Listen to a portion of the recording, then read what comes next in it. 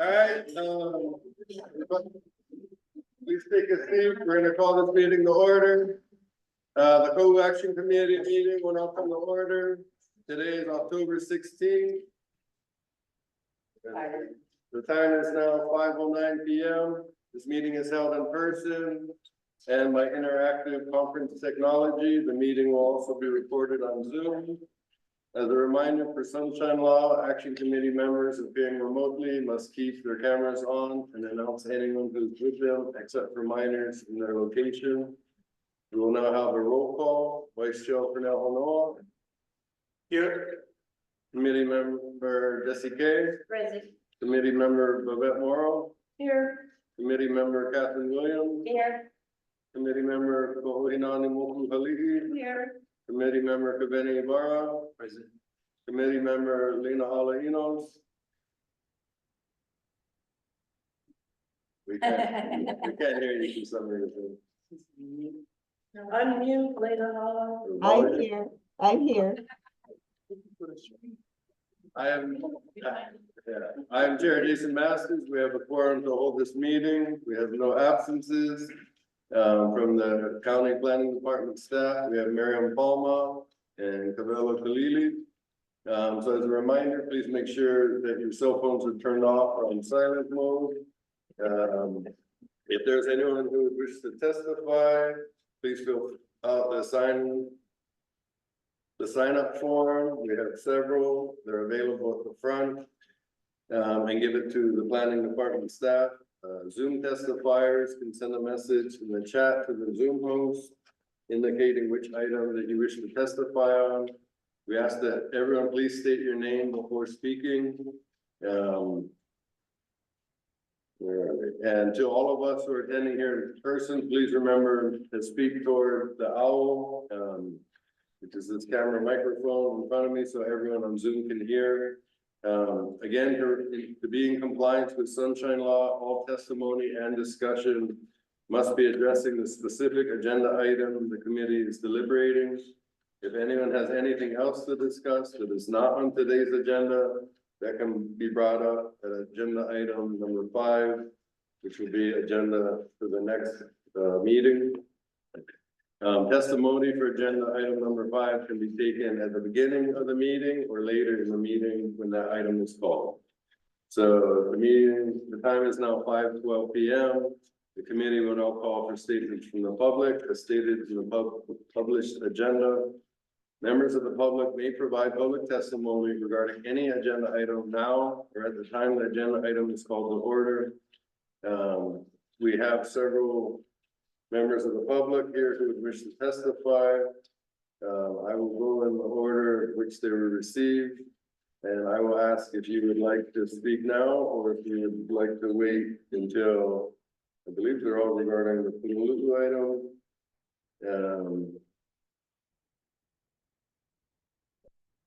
Can I just ask, is there anybody who would like to wait until the item or would you like to speak now? Everybody would like to speak now? Okay, so the first on the list, and if I say your name incorrectly, please state it correctly when you come up. I have a Greg Legault. One question. Yeah. No. Oh, we can do that. Yes. Would you like to lead us?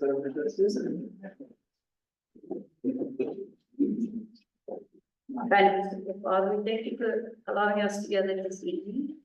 We thank you for the time that each and every one have been made to come here. And we ask that you will guide us and remind us that we are able to agree to disagree. And please, that each and every one who is present at all times display our love. Because that's one of the greatest things that you have given us, and that is love. We commit all things into your care and keeping. Amen. Mahalo. All right, Mr. Legault? Greg Legault? Yeah, me, I would like to hear what you folks have to say before. Oh, okay. So we'll do that item. All right, Savory? Yeah. Is that a good location? Okay, well, I've been Oh, so I'm supposed to say, Savory Yarrow. and you have 3 minutes. I have 3 minutes, thank you. I think you may already be familiar with my position about this development. I personally would like to not see any large-scale development in Kaʻū. And I think that this prospect of this particular development serves as a kind of foot in the door for other corporations to come along and do similar efforts wherever they may be possible. And that's primarily why I'm against it and why I support the CDP rulings about how to limit large development in Kaʻū.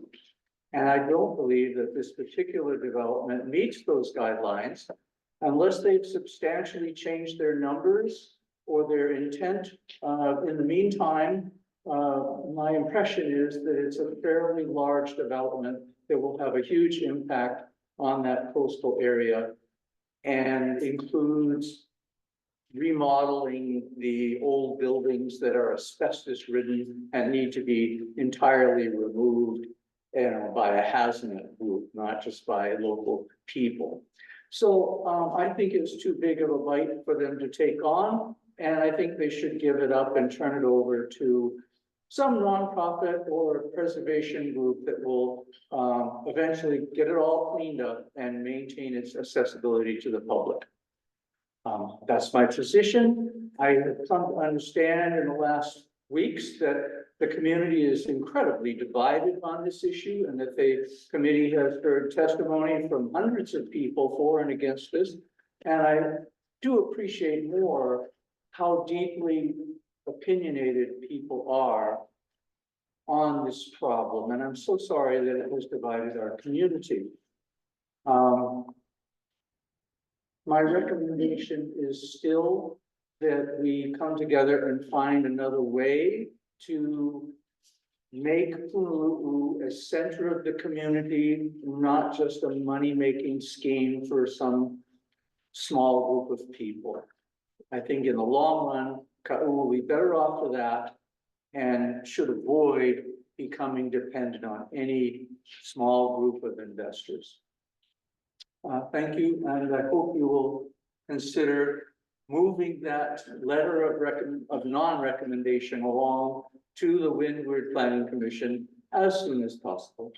And thank you, Susan.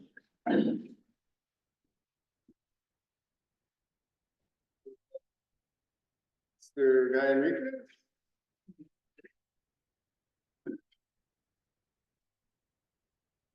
Yeah, again, please state your name for the record. Guy Enriquez. Yeah, I'm gonna submit this for your group. Okay. I'm gonna speak towards what I'm talking about today.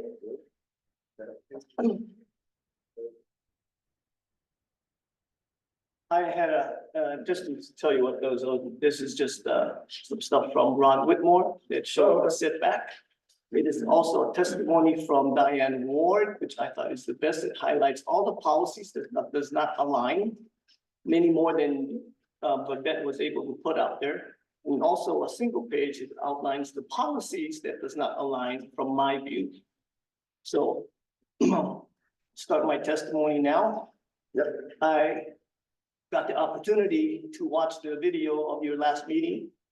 And I got, the nice thing about that is I got to play it over and over and hear it, because I can't tell you how disappointed I was to hear some of the comments made from this group. I looked up the definition of what your job is, and it is simply to implement what the CDP has already decided to be what the voice of Kaʻū is. And that took years and a lot of work by a lot of different people. And Na'ala, one of them for many years. She can probably attest to that more than anybody else right now, along with Ron Whitmore, myself included. But just recently, we had 2 days of public hearing, and you saw what the gentleman or the person behind me talked about at the public hearing. There is a divide, but it's a lopsided divide. And it speaks heavily to one side. Now, I commend Babette for having some resemblance of the meeting last week that resembles something what your job is supposed to be doing, is implement what has already been said Policy 6, affordable housing. Who benefits if the developer does not have to do it? The developer saves time, money. Who benefits if there's no setback requirement by shoreline survey? And it states right there, Ron Whitmore says, if the beach cafe, it's not in the right place. Who benefits if there is no need for shoreline survey? The developer. Policy 29, environmental impact statement, to make sure that our endangered species, our water quality, our people, the buildings are not going to affect us in a negative way.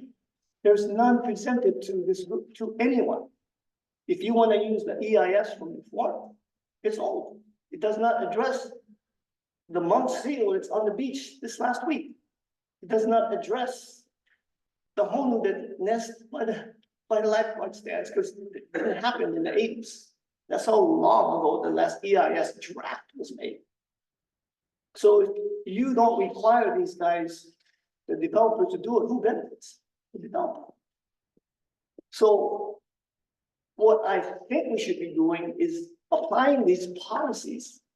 Number 6, number 28, just like you wrote, number 29, and not just saying this does not align, but speak with the voice of the people that went to the public hearing and put the time and energy on a work day to make that travel. And nobody wants to do this kind of stuff. I don't. Nobody wants to travel and do public hearings, but they did. The amount of people that work on this CDP, that's on them. And when you push all that aside and say no affordable housing, that's support for the development. It doesn't support Kaʻū's voice. When you say no shoreline survey, it doesn't protect us, it protects the developer. When you say no AI study needed, it doesn't protect us at all, it doesn't Kaʻū at all. That's your job. So if you cannot do your job, there's a conflict of interest that I see. Step down. Because you're supposed to be implementing what's already there. That's it. It's a simple line, implementation of what has already been said. Not to say, no, I don't want affordable housing. It's required. No, I don't need EIS. It's required. And there's many more. So look at that. And when you put your letter in, don't just say these things don't align. Say, no, do not approve until these things are done. Yeah, Yes. try to wrap it up. Yes, I will wrap it up with don't just say this, say it like the people of who said it, with this kind of passion and that we care about it. I'm not against development, but I'm for the right kind of development and done the right way, not skipping around things, especially when the people have spoken. I thank you guys for your time, and I hope you do the right thing. Send that letter and make a statement. Thank you. All right, thank you.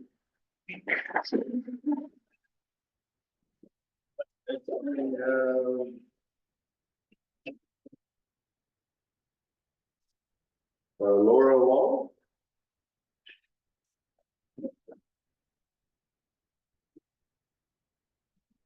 Hello.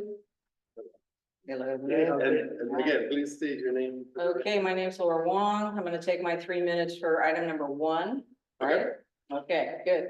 It's 2024. It's entirely inappropriate to be developing coastline. Kaʻū District and Puna District are the last districts in the state of Hawaii. Well, I won't say in the state of Hawaii, but certainly on this island, as you all know, probably live here, that are undeveloped with resort style developments. And as we move into the future, there's going to be more and more pressure to put resort style developments on the coast. I think that's a no-brainer. We all know that. We all see that. So protecting these areas is on us. It's on you. It's on all of us here. And if people want to develop, there are places, if they want to go punch through a bunch of lava and set some kind of, coastal development there, then go for it.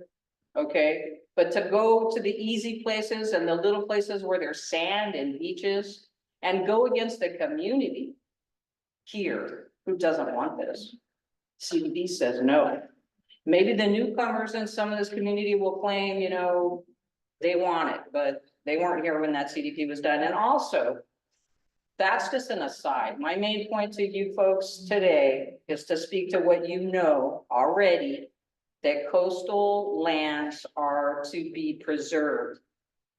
And even though I did say something about punch a puka out to the lava, if that's what they want to do, then maybe that's a possibility, but I think they're taking the easy shot, and we don't need resort type development here. I agree with Savory. I think that, it's an opening.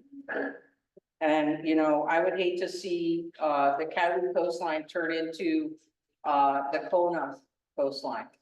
You go down to Kona, all you've been there, you can sit right on the water at the restaurants. This is not anything that we need here. We need to stop that kind of thing and not let that come here to this pristine area. I don't like how those people snuck in that, what was it? The fake Nepal embassy or whatever. Do you know, that was the longest contiguous coastline. Before those people managed to get their private, building in over there between out by Kaʻū. Yeah. And so, yeah, I'm against this development. Doesn't matter if it's the Chinese people coming in to do it or whoever's backing this or, you know, Evil Luna LLC. It doesn't matter. The idea is to preserve what we have in Kaʻū, coastally. And if development needs to come, like I said, there's plenty of lava. We're gonna face this again when the big box stores wanna come. And at that time, I'd be standing here saying the same thing, build it on the lava out there, you know? So that's what I have to say about that. I signed up for number 2. That's the transient. Do I say something about that now? No, we can wait until then. All right, I'll wait till then. Thank you for hearing what I had to say. Speak on each item. Okay, So I'll write that. Thank you. Thank you. All right, and we have Darren, all right? Or would you on the wait, or you on the speak now? Actually, for the answer. Okay. All right, we have John Mansell.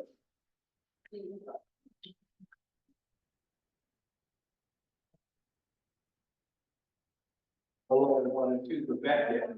Yeah, and I'll raise not to face you back to people. I'll respect it. Kind of very good, we can't see my eye, so I'm going to try to read. Usually I like to. Hi, Andy. Sorry, I couldn't put up, cousin. You know, I also especially contract language, I mean, a lot of the bogies and black law dictionary in contract. And my family research history a lot. So I just gonna try not take the amount of your time. Even if for conservation, I'm gonna give this as a record for you guys to look at. And you can make copies of it because this is part of some of the historical records that the forefathers had did with the president. Yeah, this came from President McKinley. So, my uncle was Hakata. Then Hakata. Anyway, I'm just gonna read this.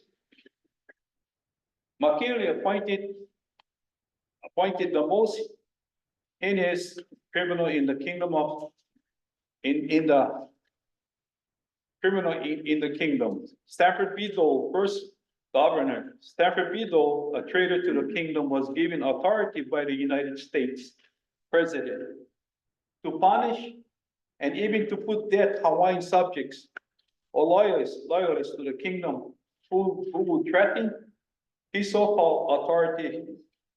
United States military bases sprang up throughout the islands.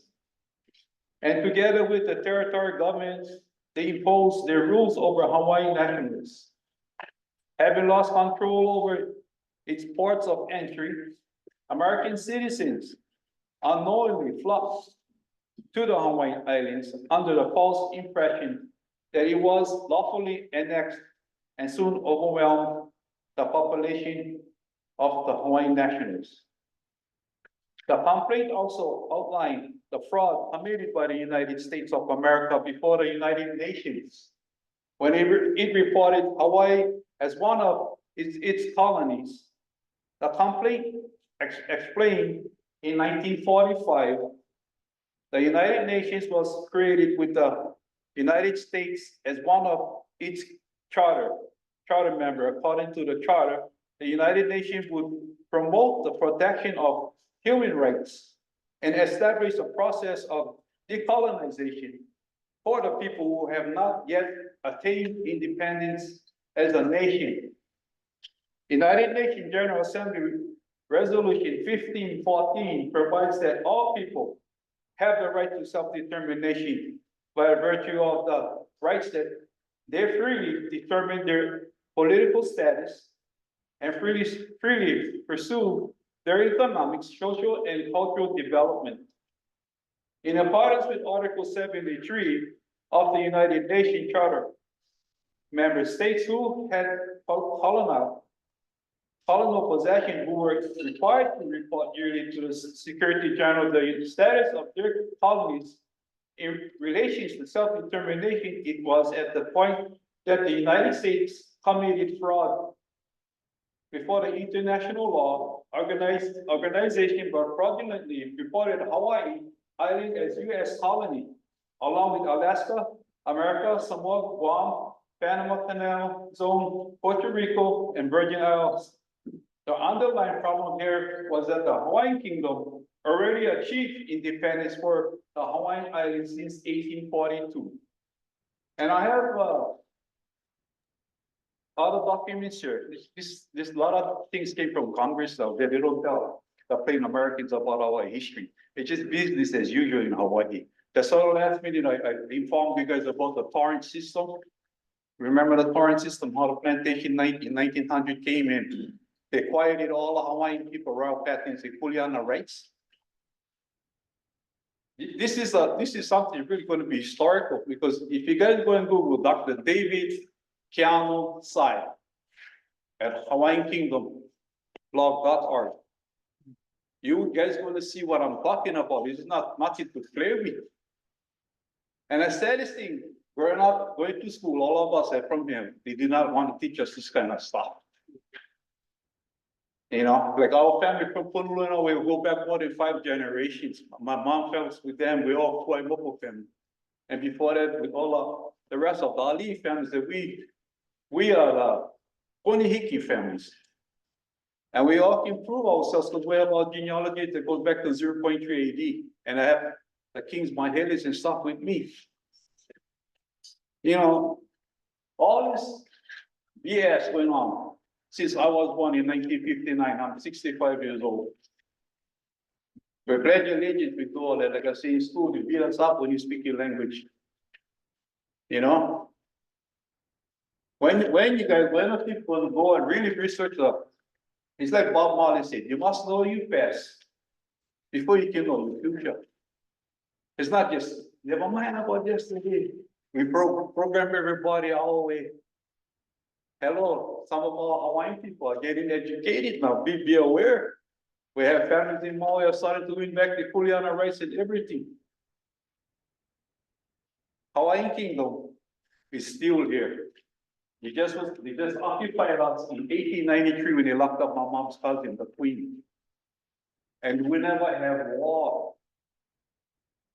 There's no treaties about that at all in existence.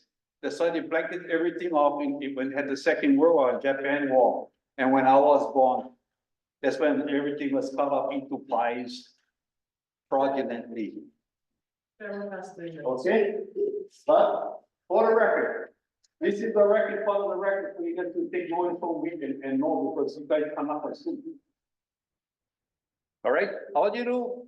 Make copies, give it up, because there's more of this going to be coming out, not only from me. So that way, put you guys on notice. It's not like, oh, this is America. Hello, it ain't.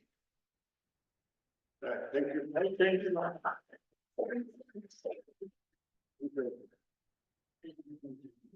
Right, we have, this is Malia.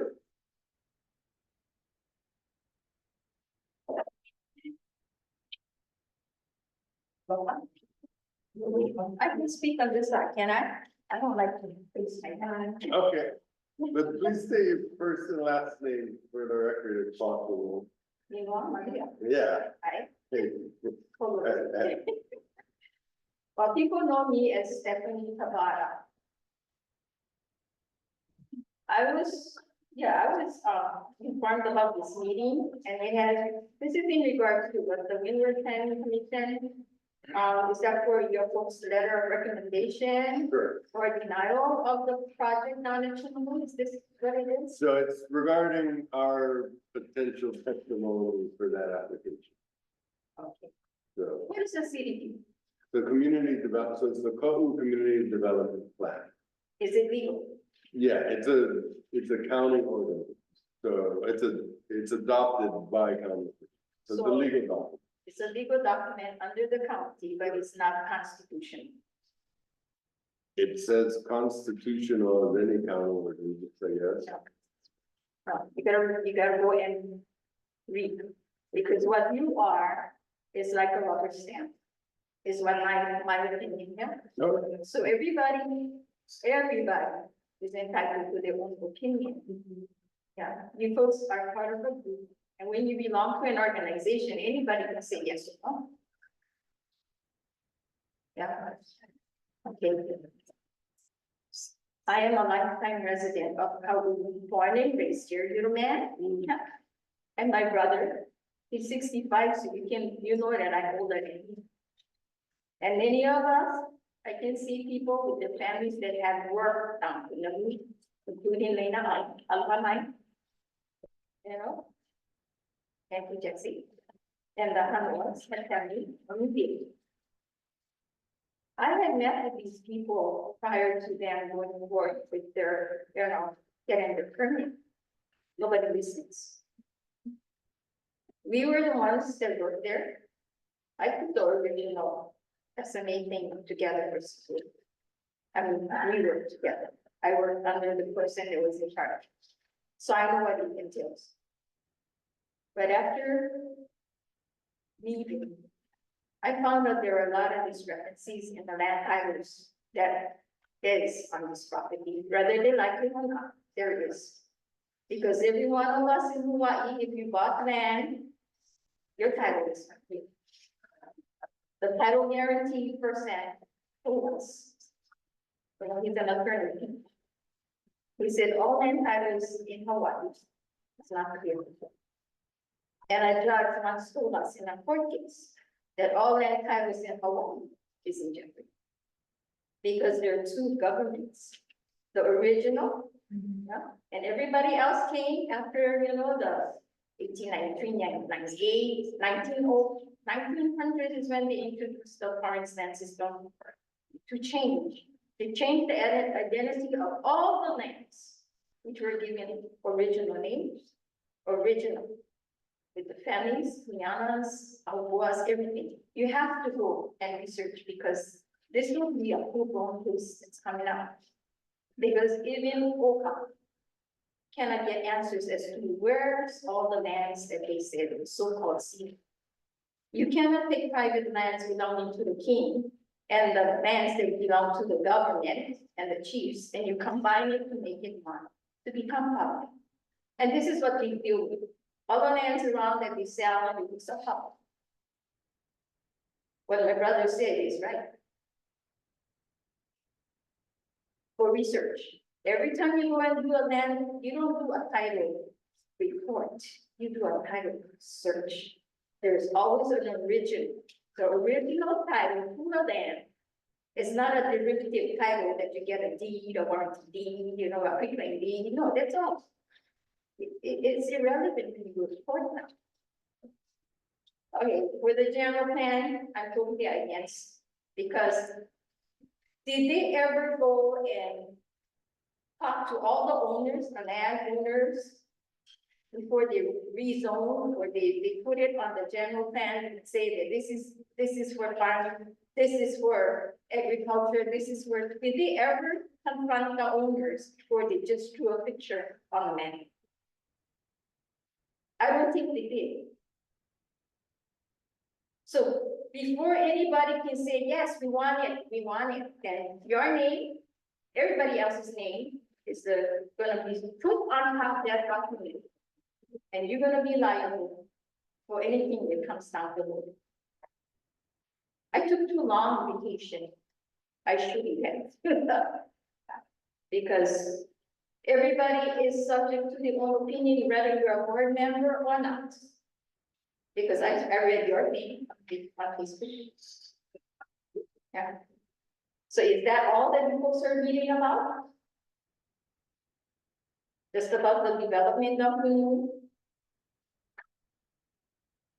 Well, I mean, we have the agenda. yeah, That's the main the thing. things. Proposed transit accommodation rental code amendment. What is this for? What is the rental code for? Is that for people with private homes that want to rent? So. Yeah, so this is a proposed county, amendment. So we're just gonna discuss it if we have time. Well, I'm just putting you guys on notice, yeah. Make a decision, put your name on it, put your name on it. Sign it, because you said you folks are people, then you folks will be people. Okay, thank you. Yeah, thank you.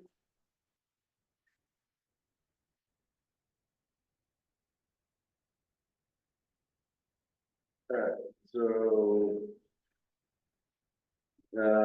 Is there anyone on Zoom who would like to provide public testimony, at this time? Otherwise, we're going to move forward to the business item number 1. Yeah. Oh, you want to speak now, Greg? Yeah, okay. All right, Greg, please come forward. And state your name for the record, and My name is Gregory Legault. you can take a seat or stand or whatever you prefer.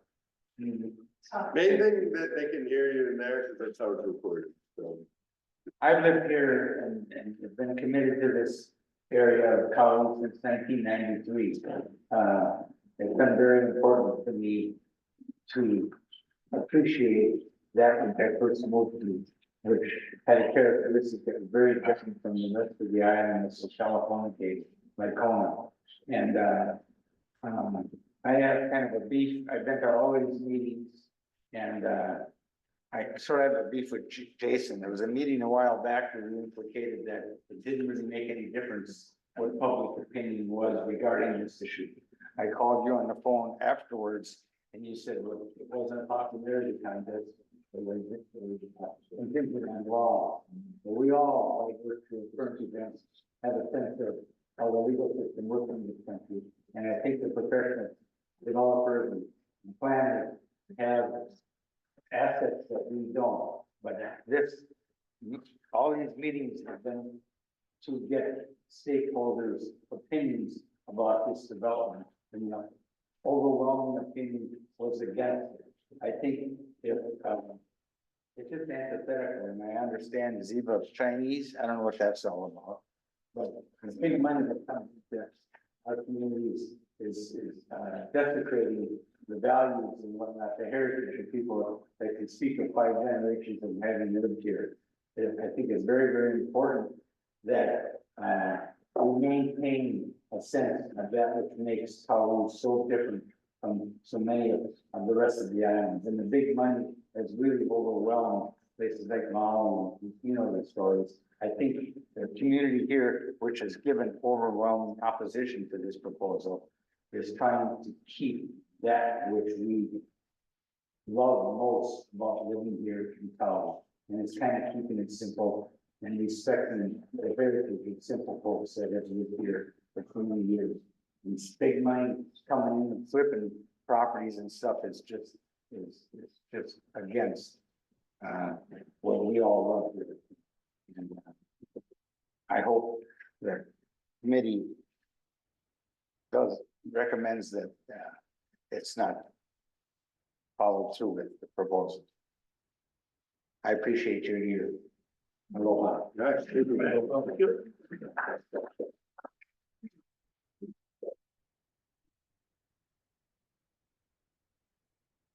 Right, Darren, you still want to wait, or If it's more efficient, I can. up to you? Okay, Mr. Wright, please do state your name for the record. Good evening, Chair Masters, Vice Chair Kanoa, members of the committee. My name is Darren Orai. I'm here on behalf of the applicant for the SMA permit agenda item number 1, Black Sands Beach LLC. We've been on this journey for more than 3.5 years, trying to do community outreach as best as we can. We heard the criticism, as many have spoken here, but we also heard of some of the enthusiasm. And we're trying to balance all of that as best as we can. What you see down in Punaluu, as far as the modern day improvements, have been there for at least 50 years, if not a little bit longer. And 50 years is a long time, and in order to sustain that community, and I emphasize the word community, there's about 100 units that exist down there, and they do need the support. The community uses the resources down in Punaluu. That needs continuous support and resources. We're offering a solution, at least what we hope is a solution, in order to establish a minimum user base that can continue to sustain all the infrastructure that people have now accepted as something they can partake and use on a daily basis if they wish. But it takes resources. After 50 years of existence, you simply can't wipe it away. It's there. You have to do something. To do nothing is not a solution. So what we're doing is we're hoping to provide, again, something that we believe is balanced and provides the minimal amount necessary in order to sustain the community that currently exists down in Punaluu. As far as the community development plan, we know your charge. It is to administer the CDP. And with that, we provided a detailed response to the draft testimony that was developed back in August of this year, as well as the most current iteration that was submitted as recently as last month. And I'm not going to go through it because I know your time is short, but I do encourage you to look carefully at our response, because as you well know, a CDP is not just words in a document. It's not black and white. You have to look at those words. You have to then put it in proper context with the entire community development plan. The CDP recognizes Punaluu as a resort area. Our wish is not to simply develop a mega resort, but it's to develop a community that I think it can sustain everyone. And that's what we're hoping. And we hope that our response provides you with a proper context and a proper perspective that we think that makes us believe that what we're proposing is aligned with the Kaʻū CDP. So with that, I'll be here if you have any further questions regarding this matter. But I thank you for your time. Thank you.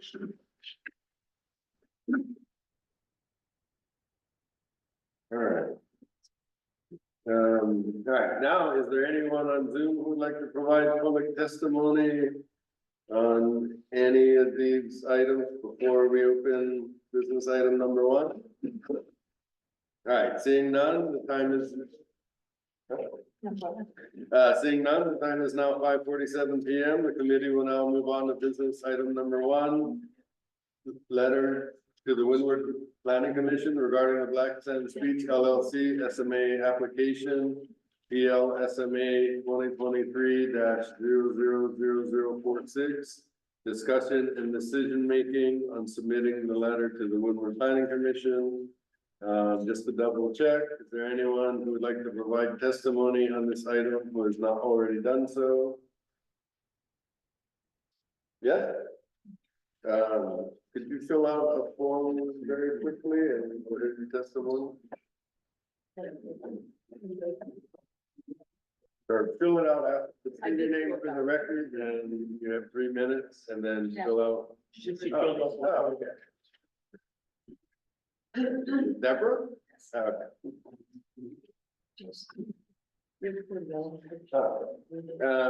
And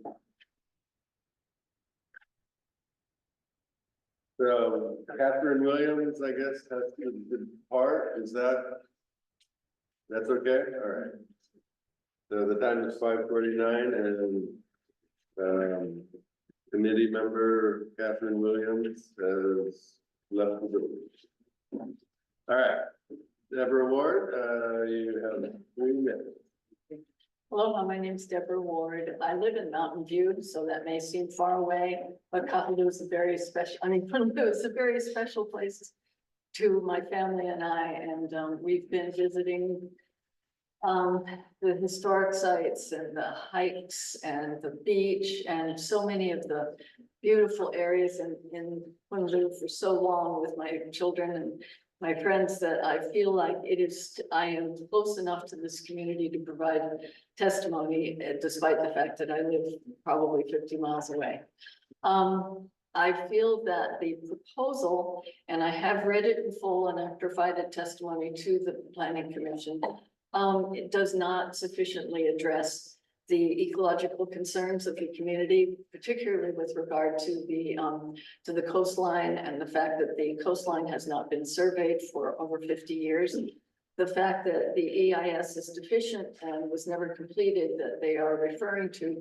The fact that it's a very high burn area. It's as high, if not higher than Lahaina was. And the fact that there is a deficient well, that only one of the wells is working, only about 8 of the 16 fire hydrants are working.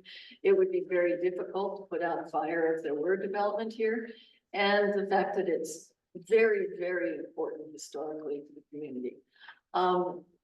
The prehistory and the history of the Honolulu area is of really critical importance and is still relatively pristine, still relatively accessible by the community. And I think it's so important not to bring a large number of people who are not from this area into this area to live when the community is insufficiently served by grocery stores, by a very, a very tiny hospital with poor facilities, specifically for emergencies.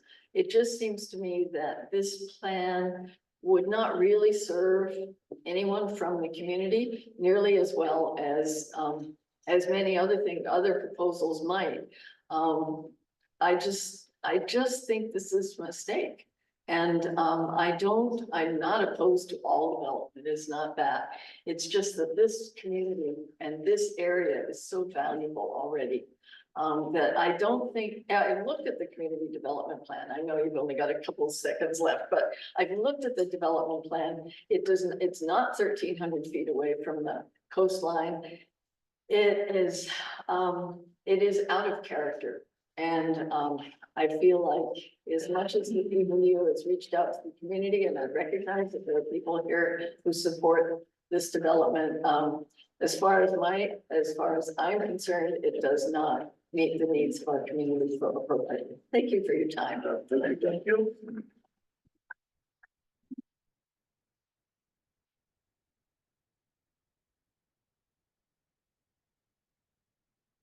All right. With that, is there any further public testifiers? Okay, seeing none, public testimony for this item is now closed. Would anyone like to make a motion for action on this item?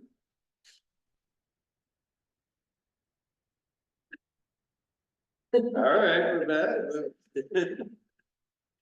I move that the Action Committee forward written testimony to the Planning Commission regarding Black Sand Beach SMA application PLSMA 2023-000046 as proposed in my memo to the Action Committee dated October 6, 2024. That would be this, Yes, is what you're proposing? because I said this is my suggestion for a memo, and then I guess once the motion is seconded, we can have discussion. Okay, well, I'll second it, certainly for I got a quick question. So Okay. we talking about the letter, but the letter is supposed, that we're proposing to set up, has to do with discrepancies, I guess, that was found in the application, is that correct? Yeah, so the way I see it is that it's our function as an action committee to see if we believe that, is there anything that's not in compliance? So obviously, I think we all agree that much of the application is in compliance. So, and I think Babette stated, and Ron Whitmore and many others, that, you know, it's in the resort zone, for instance. But that a few things, you know, perhaps aren't in compliance. And so if we're gonna provide testimony, it should be to say what, if anything, isn't in compliance. So So again, that's my understanding, yeah, what the letter was. right. So again, my understanding is not that we're for or against it, it's that it either is, if it's totally in If you got compliance. questions, you got questions. Yeah. Okay, So I will second it. Do we, so we gotta vote. do we vote on Let's this? just vote on, You don't want to have any discussion amongst yourselves? so you're gonna discuss it again? I mean, we gotta discuss this, like, You have 6 months. Yes, yeah, way too long. we've discussed this for months already. The only Almost. thing is with the only thing I'd like to add with, Well, so do we need to vote on the motion first? then we can have discussion. No, the motion was first and First second. executive. So now the motion's on the table, you guys are discussing whatever you want. Okay, so this is our discussion. Okay, So, if I may, when we submit this letter, which indicates what is in 16.2, right? Section 16.2, which covers the CDP, right? That's our code that we are bound by. And we are only an investigatory, basically, committee. So what we need to do is put on the table, like we have discussed prior meetings, what we have found that is not in compliance. That we add whatever testimonies that have been written in, that also have brought to light some other items. And then we also include Mr. Arai's responses, and they're not clarified as rebuttals, it is clarified as responses. And that all be submitted to the planning commission. Because as he states in one of his responses, is he follows the Rule 9. But that's governed by the planning commission itself. We're governed by the planning commission. So at this point, it's either taken as conflict of interest and it needs to go to corporation councils to clarify that. We're not legally bound or legally able to do that. So I think at this point, we need to just submit this letter of findings and submit whatever else has been attached to it. And that's all I have. yeah, so Rule 9 is about the director rating the submission of the survey. Rule 9, it's very long. Well, one part of it. A part, so this is wrong. Okay. Well, take. Gee, thanks. Yeah. No, I mean, it's Yeah, there's a lot and it's what the CDP governs what we can do and what is already, what we're bound by, what has already been passed in section 16.2. mhm. That's our obligation. And his responses do come by, do say things about what the special permit that he's applying for. But it's bound by the same planning department. So, we can't, and we're not able to make a decision whether it was a do or not. We just need to give them the best information we can. And move this along, because this has been forwarded since February. Into, Oh, I In the agree right with way. that. in the right way. Well, this is the fourth memo that I've written trying to focus our investigation of what the CDP recommendation, policies and recommendations are. And so I kind of changed it every time based on the discussions we've had. This latest version was trying to be a bit more succinct because the version that I wrote in September or August was a lot more detailed as to what we might feel about what the policy recommendations are. But as we've said, it's our role to be advisory, and we're not making recommendations for or against any part of the application. It's just our interpretation of what the application complies with the policies in the CDP.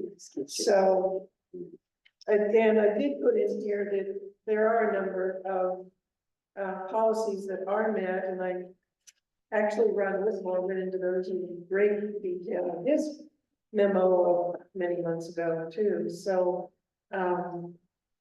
I'll just, whatever you guys want to do, that's. I have a question. The memo you've been talking about, is that available for the public or? The memo was available when the whole packet was publicized by the planning department. So I think it was last week. Thursday? If you, the meeting packets are posted online on the planning department website. Under the Kaʻū CDP Action Committee in their record repository. If you pull up tonight's meeting packet, the Betts memo. Her letter for October 6th is communication number 24-26. That starts on page 50 of the packet. Do you have any extras? We don't have any extra. How many are in the app? No, I mean, I could read. Wallace. We can pull it up, just pull the meeting packet, pull the next to the computer, there's a whole piece. Right, so yeah, maybe we could pull it up or I could read them. I mean, I think that the main things are regarding. Yeah, okay, let's see if we can pull it up.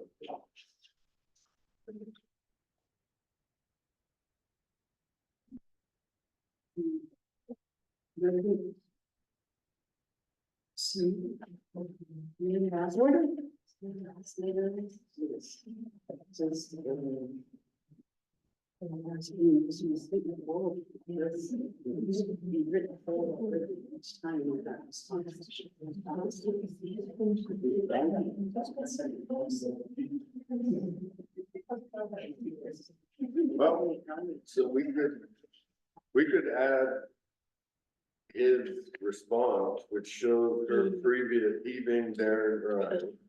So we could attach Darren or I's response to the previous memo, right? Cause he wrote, like, Mr. Ryan wrote This, a detailed response. From the, And then now he's just responding back to the additional that we've been doing, the 4 new ones. So, and he's routine of the force of everything.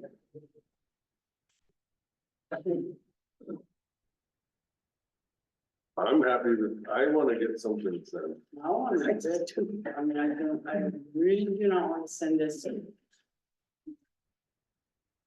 I don't think we need to. No. But we just need to have the proper information.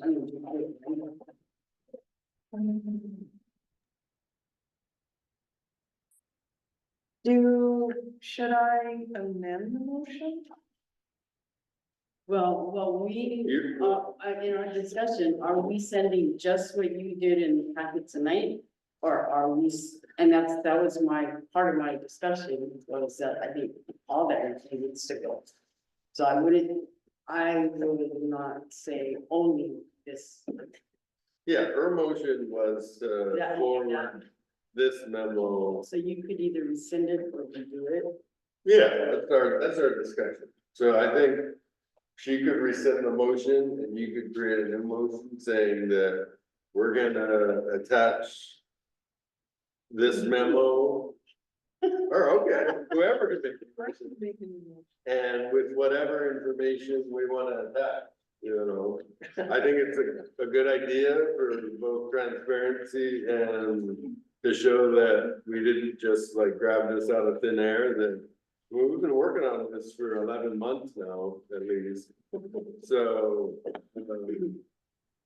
But I, the formative, you know, we've had testimony from other, from the public that has addressed the items, and I believe that should be inclusive as well. We had oral and written. Yes. So Miriam. Miriam, I have a question. Is the question? If the minutes, oh, the minutes don't reflect the testimony. They just say somebody spoke. Yeah, it's very summarized, and it gives, YouTube text. Because otherwise you'd have hundreds of things with this. So then what can we forward to the planning commission as far as oral testimony? There's nothing, I don't think we don't have it, You know, Well, I- everybody's been, other than the video. yeah, right? they Or- did that the same see YouTube video because that's what they have in the minutes. You can include a few sentences summarizing, what was. Yeah, that's what I was gonna ask, is what from May I the, say something? yes, May I make a comment? yes. Okay, Lena Alaino's a member of the AC on Zoom. I believe that we've discussed this in length and in depth. And we've heard a whole lot of our community who continues to come before us and also went to the 2 meetings of the Planning Commission. And our responsibility as AC is to support and work with the community and listen to our community. And that's all we're doing here. And I think we've addressed this well by listening to everyone, but also by having Babette and her and I think it was Jason who sat down and really delved into fact finding and come up several times, in fact, 4 times from July, August, September, October to refine this. We've also accepted Mr. Arai's comments and documented that in minutes. So I would like us to move along and submit this memo, and it's from an advisory capacity. We're not saying yes to the development or no to the development. What we're doing is just calling out these areas that we have found not to be in compliance with the Kaʻū CDP. Mr. Arai has addressed it, but we still need to stand firm representing our community that worked so hard all those years to come up with the Kaʻū CDP. It's an ordinance, it's something that we have to abide by, and that's all we are doing. By just processing or approving, and those who don't approve, so say so on the committee. But try to get this memo to the Planning Commission with all of the documents, because we can tell them to go and look at the minutes. It's all documented in July, August, September, and October. So those should also be noted to show them that we're doing due diligence here. We're listening to our community, we're listening, and we're trying to still impress upon the Planning Commission these same things that we have sat before you folks time and time again for the last 4 meetings, including this. So I think we just need to move forward, because I think we've done a good job of supporting our community one way or the other, but we're calling the attention to the Kaʻū CDP, which is our responsibility in an advisory capacity to do this. And we all, whether you're for the development or not, we all have done due diligence. So I think we need to show a positive action to be representing our community and moving forward by either passing this to say we're going to do it, or if we have enough members to not want to take this, then so be it. But we've shown our due diligence in 4 meetings for hours, and the community has come before us for and against what is going on here. So we just need to show some positive movement as an advisory committee, okay? So I support this motion just as it is. And the availability of all what has gone on is public knowledge that the Planning Commission should be aware of. And if they're not, it's their fault, not ours. We've done our due diligence.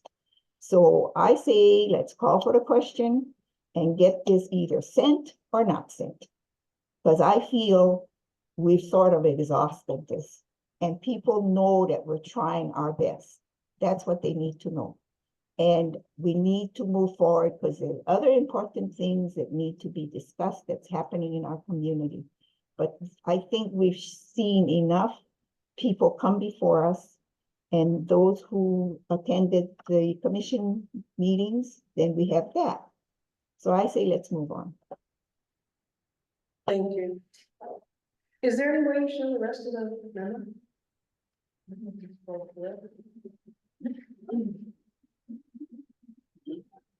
Are you able to see? Oops, now we're going too fast. Yeah, so I guess what's underlined, is that what you added? Or that's the main point? That's the main point, or kind of. So I guess I could read it. So it says the intent of policy 6 is that by developing more visitor accommodations, affordable housing for local residents and workers becomes more necessary. So we recommend that if the Planning Commission approves this application, they require the applicant to pursue ways to provide units for attainable or affordable housing through some sort of deed restrictions or low-income housing assistance. So the idea behind this is that there would be like workforce housing or something that we're not going to create the solution, that the applicant would work with the planning department and that whoever works there would be able to live there, right? We're not creating affordable housing so that people from the mainland can move to Honolulu and have cheap housing. But whoever works at Honolulu theoretically could live at Honolulu. So that maybe they have more units than they're now proposing, or maybe it would be that some of the units that are there now. That's not for us to figure out, but the idea being that the community development plan encourages affordable housing, and we want to say that the planning commission would work with the applicant to make workforce housing for people that work there. Yes. We're coming Maui. We require, you're talking about this. But the hot property values and stuff around the surroundings, the taxes of the people that are paying after the downtown effect. And what guarantee these people have? They're not going to get farm. Well, so that's why there would be a deed restriction. So, Is there anything inside your letter regarding infrastructure? Because all we're talking about is the development in place on the property. So what about the roads, hospitals, everything? Do they have any kind of contingency fund that they set up and assist you with the taxpayers? right. So we only can address things that are covered in the community development plan. Unfortunately, I definitely agree regarding the hospitals that, Roads. right. So we'll talk about the roads shortly because that's included in here. You look for the little back to the beach. We're all around here. Right. You look at the beach now, what room you got there? You can imagine when you do something, you will say, what do anybody get there? And the water, the resource, the main thing people forget is our resource.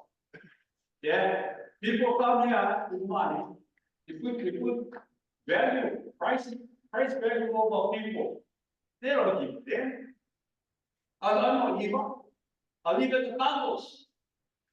You know how many times they're dedicated life? Eh? That's the kind of business people you get dealing with right now. That's not problem. They don't have the kind of heart of people. We don't hear that public comment is closed, and right now, the opportunity is actually for the members to be discussing, so it's actually not even to be explaining today. All right, so so the idea again is just to go over, so this is the first policy that we would like to submit to the, and then if you can go down, so this is policy 28. So this is regarding the shoreline setback, right? And so the reason that we believe that it might not be in compliance, I think is specifically about the beach house cafe and a fish market. So that's within the 1,320 feet. And so that's why we believe there should be an updated. When I say we, it's the proverbial we. I'm not saying it's me or I'm not naming names, but that's why, you know, and I believe there should be a shoreline setback updated because it is 50 years old. So and then it says there, over the last 50 years, there have been changes to the shoreline due to tsunamis, king tides, erosion, and storm surges. At a minimum, the applicant should be required to do an updated shoreline survey, given the age of the current survey. And then if you could scroll to the next one. So it says, the SMA application does not clearly establish a shoreline setback for renovated and proposed new buildings. So again, we recommend a new shoreline setback be established. So, and then if we go down, so then we're talking about the turtle nesting site. So neither the planning department's report nor the applicant's response provide any details as to how endangered species or their habitat will be protected from the impacts of the project. We urge the applicant to work closely with Kaʻū in the area to determine the best course to protect the cultural and historic sites. So if you're present at the previous meeting, you know, obviously we don't want to have where the burial sites and the EV is on a map. We don't need to have people, you know, visiting or desecrating these areas. But we want to have something in place so that the applicant, should any of this be, and again, should this be approved, we're not the ones saying that we're for it or against it. We're saying that if the planning commission decides to move forward and approve this, we want to make sure that they at a bare minimum do this stuff, right? We're not saying that we're for or against it, but we want to make sure that this is included if they decide to approve, right? So a report should be presented to the planning commission at their next meeting. So regarding working with the Kaʻū on how to protect the cultural and historic sites. So one is a question: has the planning director evaluated the impacts of this application? So the application makes no mention of the Na'alahele or the Alakakai trails. I don't know that that's super relevant necessarily, but I know there's definitely nearby and partially on the properties.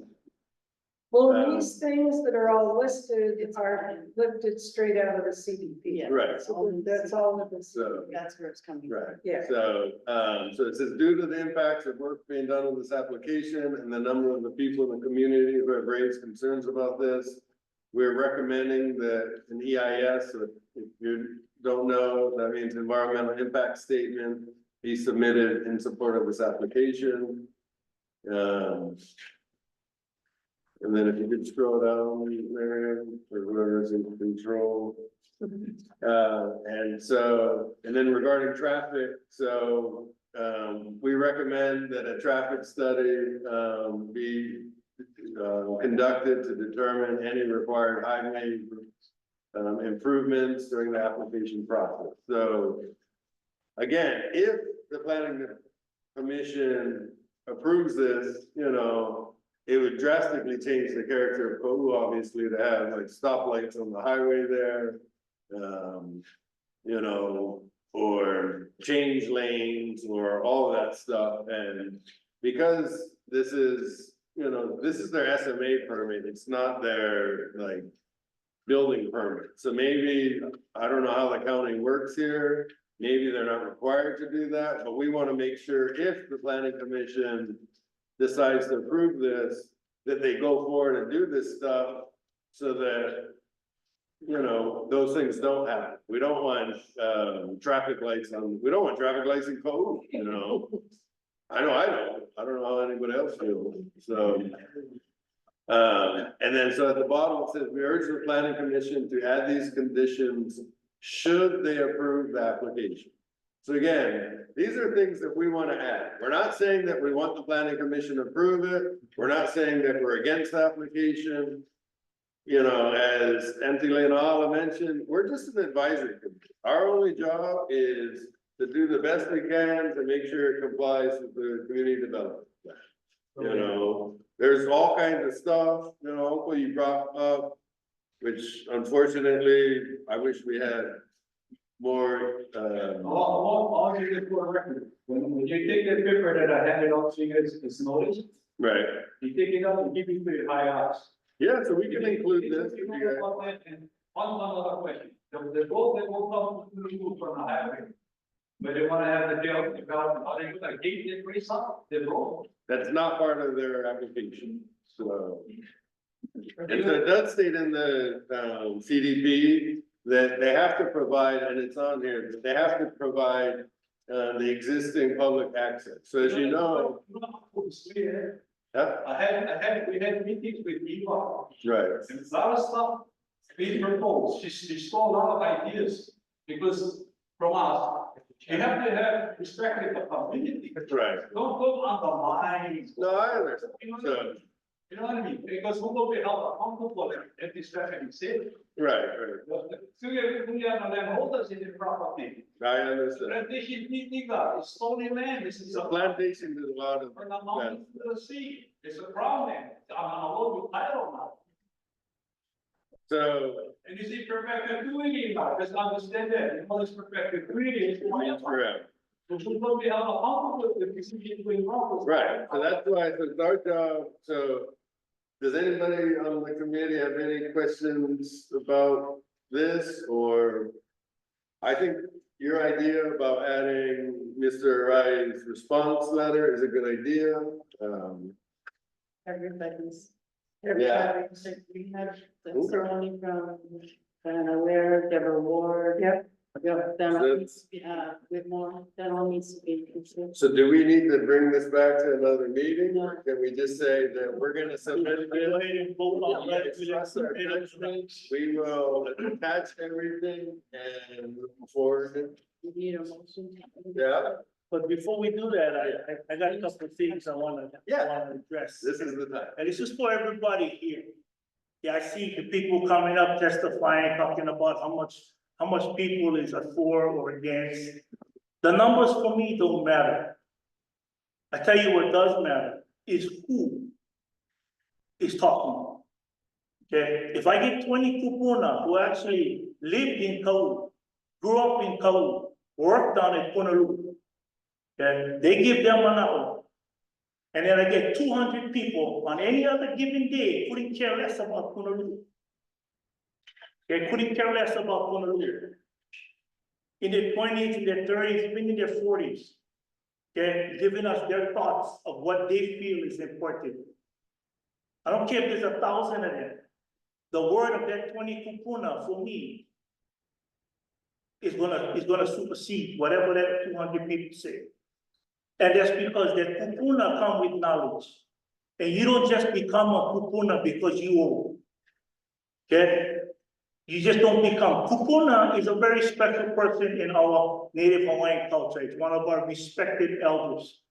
And you just cannot be a kupuna. You just, if you old, you old. You just don't automatically, oh, I'm a kupuna.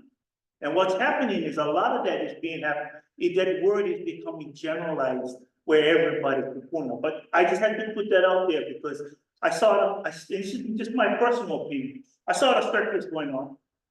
Okay, I saw one testifier come up here talking about Honolulu, but he needs to refresh everybody's mind. Back in 2005, 2007, he was in favor of putting 2 hotels right on the beach on both ends of Honolulu and 3,000 apartment complexes, single dwelling, duplex houses.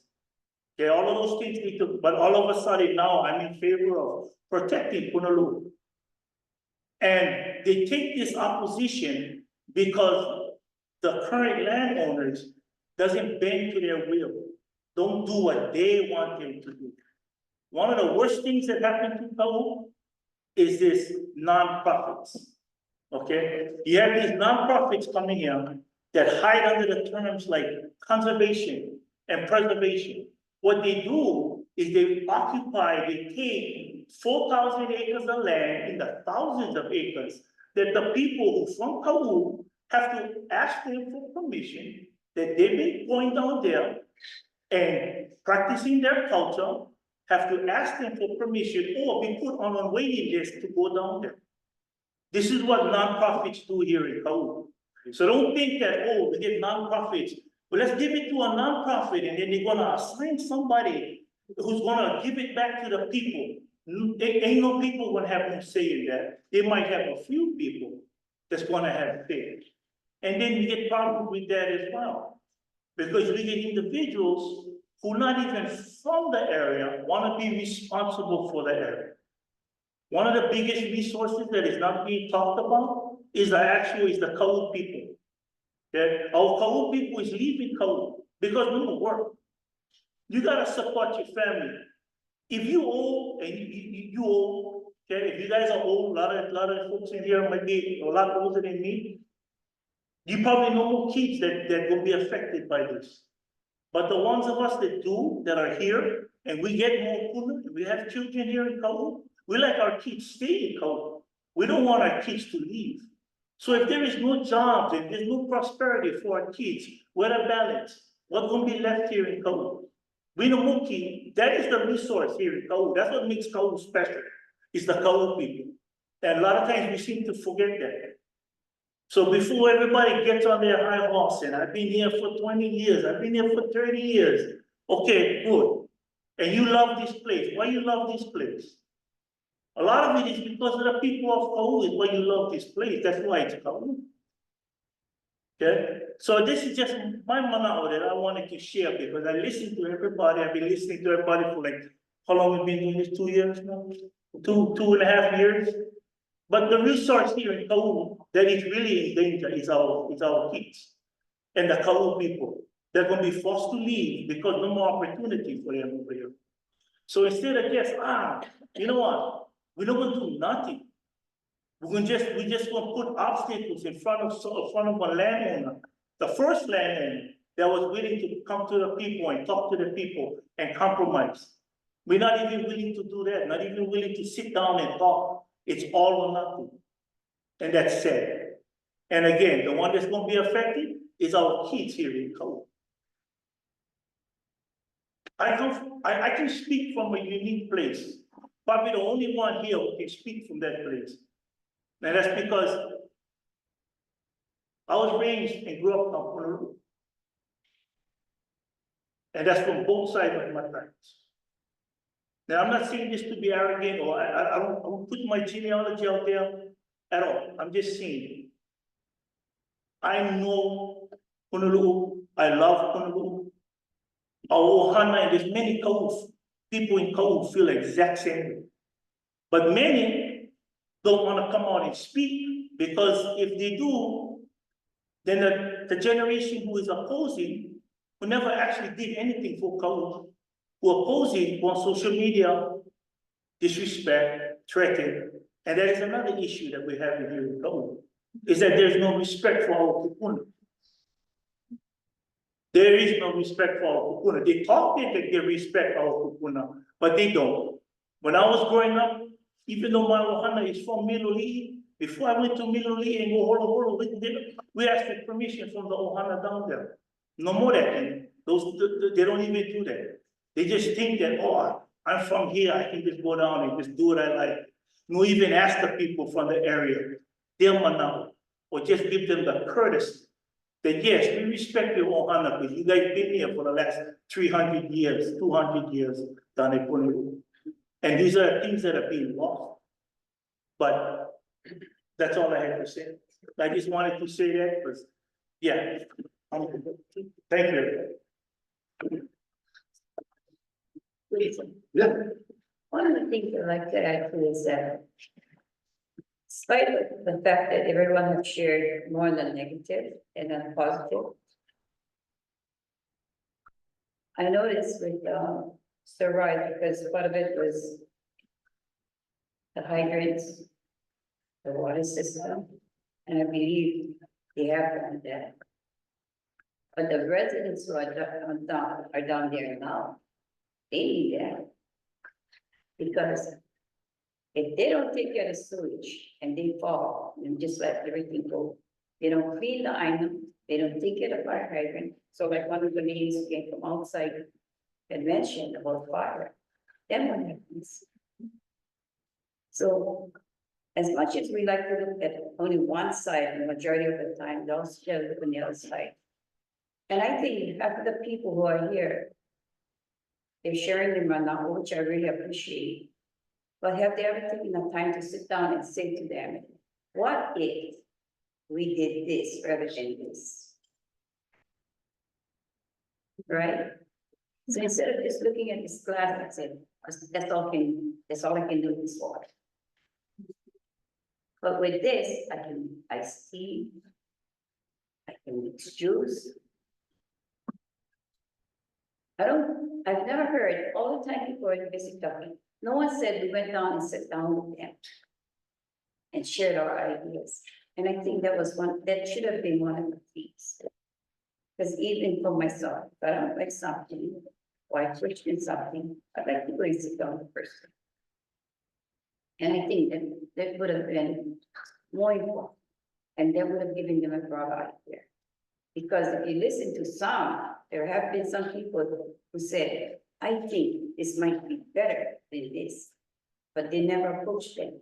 What do we tell of their ears? Because people, we did remember issues, we did remember issues. We brought about the house, we brought about all these things. But I'm talking about majority of people. Yeah, we get 100 people. I know they're busy people too, but for them to sit down and they say evil, or have other members, right? That they could have sat down, and that's what I'm trying to say. Just open the door and be able to discuss, because there shouldn't be hakaka, it shouldn't be, because Kaʻū will always remain Kaʻū. And the people always should be having harmony among themselves, because believe it or not, I might hate your guts, but my son might turn around and marry your daughter. Which means we will be in-laws. So that's why I say, let's compromise, let's talk story. Yeah, and find a solution to a problem. Yeah. I've seen the changes, I've seen the locals working in these, it's not for them, it's really not, it's not gonna do it, it's gonna do. I've seen how that's changed for all the hosts, I've seen very best, how it's changed Maui, how it's changed for all. It's like, it's not as simple as this one, better than what else. That. This one might be good, I believe you guys will see work with it, track, that's still good, something that's right. But I think it's not gonna do that, the rich people who move into it, that's not gonna do that very much. They're gonna. So it's not about you, it's about the future. One more, sorry, the application, so many of the recommendations are continued. You still offer this application, if they do this, I feel like it should be continued. They didn't use them forward, I think that application not. Yeah. It's that, even for myself personally, I don't support the project. I never did. And I have my own personal reasons. But I still like to see other things done out there. Like Mr. Anwar said, to leave one island empty, it's not fun. But at the same time, if you ask me where the EVs are, I ain't telling. Because that's not your business. And it's not like Guyana. But Guyana, like most waterways in Kaʻū, our Guyana is to take care of it. And take care of the body plan, take care of the sites. So, like I said, talk story with Puna, the ones who do know where it's at. So do the correction so that other people come from outside and run away, go all over the place and step on our ancestors. Yeah, and then regarding the infrastructure, so I think that is part of the plan, and if you want, Mr. Ryan, sure could speak about it. But I think that's why the infrastructure has fallen disrepair is aside from like levying, on the existing condo owners. That's why all the fire hydrants and the water treatment plant and the existing well that's leaking. Somebody's got to pay for it, and I think he alluded to this earlier, is that, the only way to pay for it is they gotta do something. So, I'm not saying this is justification for their project, but if they wanna fix the stuff, somebody's gotta pay for it. It's either gonna be the existing combo members, or the applicant does a project and raises funds to fix everything, so. So I just got just one more statement, I guess I wanna make, so it's kind of like in a form of a question. So what would be more damaging to our coastline? Putting 2,000 permanent homes down there, houses that people live on, that live at every day, or putting 200, 300 I didn't even call them a hotel, I guess, rooms that people travel to visit and leave. What would be more damaging? Sorry. And how high the building is gonna be? How high? You're gonna do it. I live in the farm with every year there. And I give you a lot of hot tempers in Brentwood, a lot of stuff that I know that is gonna bring it up.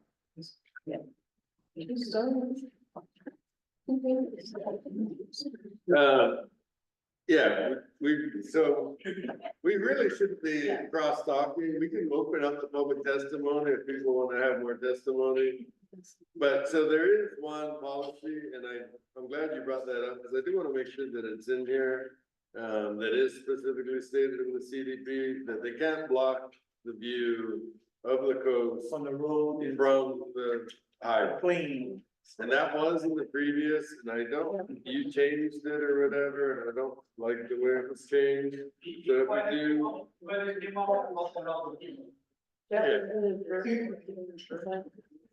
yeah, Oh, well, it's kind of in here, but I don't like the way it's changed. So I would say that we changed it back to how we had it previously. That was the only change that I had, so. Yeah. So put back.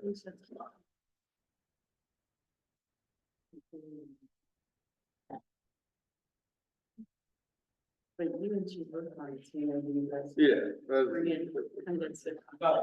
Make sure all points are. Renee. But The other thing, other very lucky, article section there. Or we know we can also very law. The third teaching policy we very not getting something big. When we go to the third thing, we stop that from us. Passing up all the phone, they give everything away, bring them up to the deal from Hawaii, it's looking long way. Well, they changed the policy that the performance rules.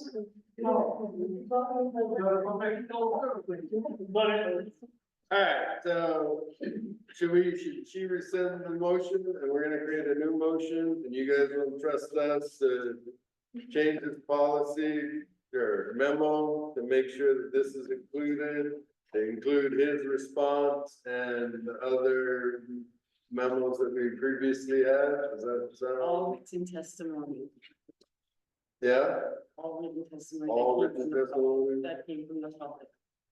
So that's inclusive of whatever, that's me Oh, yeah. getting water. So Yeah. I'm there.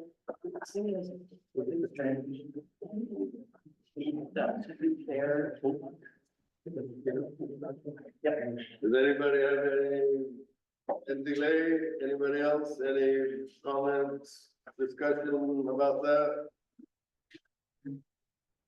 With that, No, sounds, I think you and I can work together. yeah, so, in the effort of not bringing this back to the 10th meeting or whatever, you guys would trust us to do that? Is it gonna be the motion? We've done that previously on something else. I don't remember.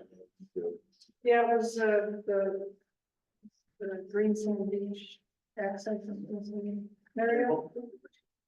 When they compile that, before it is submitted, and you send the each member so that we can all just give a yay or nay before it is. I can send it to you guys, is it then you guys don't want it sent until you guys have voted and seen it? Correct. Because then we'll need to re-agenda. We need to do what? Then we need to have another meeting, if that's the. Oh, re-agenda. How would they look at it? Meeting just among us, just to. Yeah, they can, you do it, revise it, and then send it to us, and we look at it, and we can get on there. Because basically, we are voting on this memo It's just. with the addition of Mr. Rye's, memo and written, other written response. So it's, what we can do is we can explicitly say what we want, right? We want that Mr. Arise, your memo, Mr. Arise responses, all of what I'm hearing, all of written testimony that was submitted. We can work together to bring that package together. We can vote on submitting that today. We can prepare the document in draft form before chair signs it and send it out to everybody. And if there is a problem, then it will send it individually and then you let us know, and then we'll take it from there. But with the vote already in today, that it would get signed up, and we'll put it together in a package and move forward it. Cause there's some of her, she's done it 4 times and as she is. And then I guess we can say even within the votes is that, yeah. Yeah, well, it was like it was so long, I was trying to condense it. Yeah, but. So do we go back to being so long? We'll figure it out. Okay, I'm free. Okay, Okay. Yeah. So do you want to rescind the motion, then? all right. I rescind my original motion. Do you wanna? Do you want to make the? All right, so I'll make a new motion, that Babette and myself will, take her updated memo, reincorporate some of the policies, which I think specifically is regarding the view being blocked on the highway. I have Yeah, would it change anything of wanting, this review afterwards, if planning put this all together, like, because these are all communications that already exist in all of our meeting packets, all the testimony, all of the previous memos. If we can. Let's check where. And then we would create a cover letter like we do for all the other letters that you guys And send, they send it out to them. and then we'll I send it. think for they're having this a little bit of. Because she's redone it so many times, as she was doing it, we would get condensed, and some. Like in this last one, there's a couple of things that are now not mentioned, that was mentioned. or mentioned differently. Mentioned there. Yeah, So I, and so I think between the two of them, they, yes, yeah, they're just gonna condense it, so I think those two, they need to work on that together since they did it. But the rest of the items, you could surely put together, and, Yeah, that- and then that they would be can a big submit help. that to you, and we can move this forward. We'll just do the If you memo. look at your meeting packet, if we,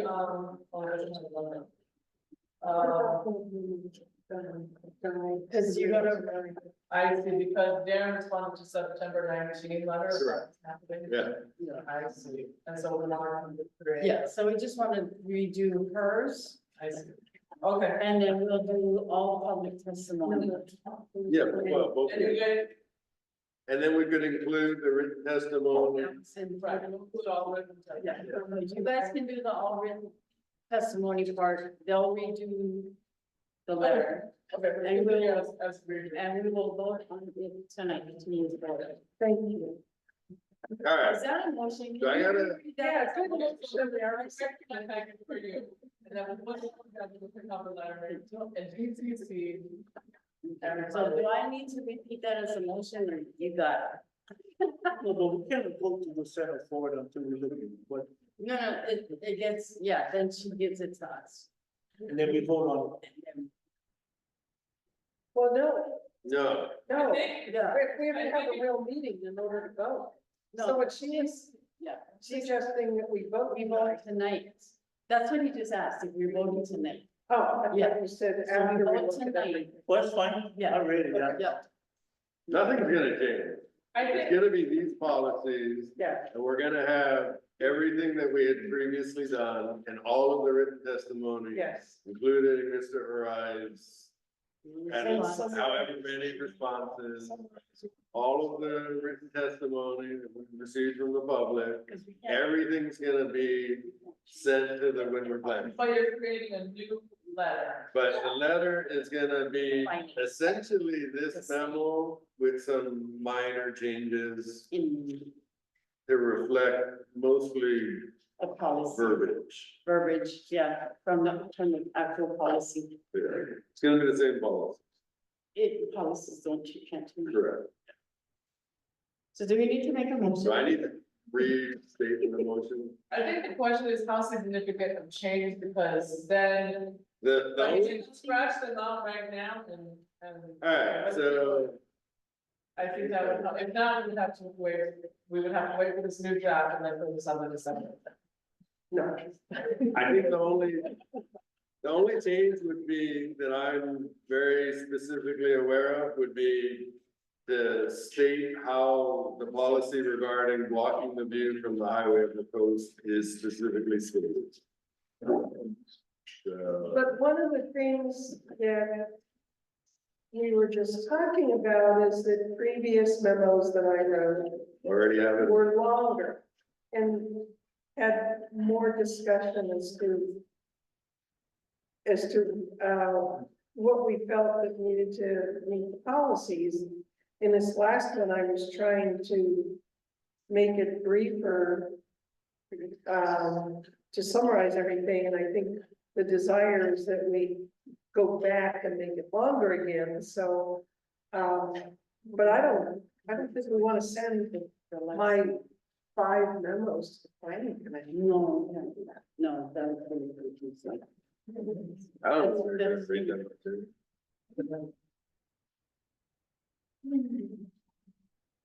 Okay, so what are we doing now? Now I'm confused.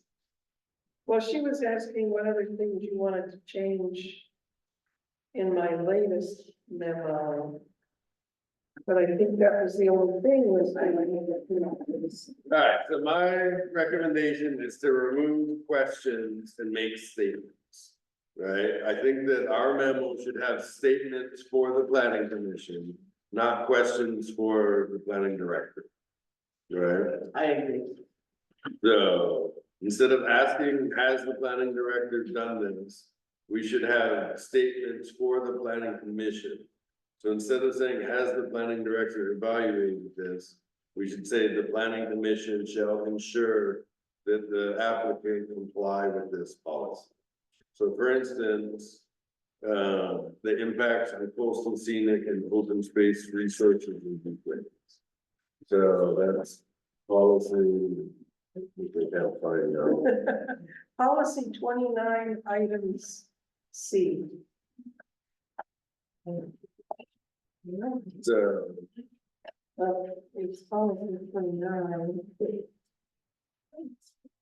yeah, but we state the way it's stated, Right, so.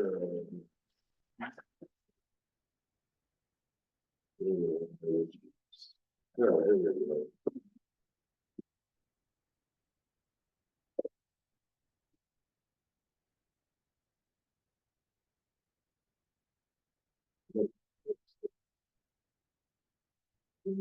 Well, the whole thing says an assessment of impacts on coastal scenic and open space resources of view plains, including those outlined in the general plan, the community development plan, and other adopted plans, as well as the line of sight towards the sea from the state highway Oh, okay. nearest the coast and along the shoreline. So just state. Yeah. the actual policy. Right, so I wanted to say specifically that the applicant shall provide something confirming that it will not block, you know, the view from the highway. So if they have a plan, you're standing at the highway, there's the coast, it's not blocking the view. That way, it's not like, whoops, we put up a building and now it's blocking the view. I mean, that seems like a very easy condition of approval, right? Yes, Seems very simple. yes. We're not saying they approve the project, we're saying if they approve it, they don't do this, right? I mean, it's in the CDP, we're just making sure that they don't do it. So do we have a motion? So do I need to state the motion again? Well, I think she's trying to clarify if Do we're. you need to talk to Corporation Council? I think it is, so. Unless we can explicitly note the changes that you guys are making right now, Yeah, I can do it. then it'll count. It might take a minute. If it's a significant change and you're adding content and you put contact, It just, then that will require like. it's just making sure the policy. I said, I think it'd be, so the public can review. Unless we can go. And then make physical notes on the draft that you guys have right now. Yeah, And so, then you guys vote on that as those, changes are made. all right, so my motion will be to utilize the VETS memo from October 6th with the following changes. So instead of how will these historic nesting sites be protected, it would say that the applicant shall identify how these historic nesting sites will be protected. And we need to approve. So what you want to see, so you made the motion, right? I'm still making it. One by one. All right, that's what I said to do. So instead of saying, has the planning director evaluated the impacts of this application and presented a report to the planning commission, we will say the planning commission shall require as a condition of approval.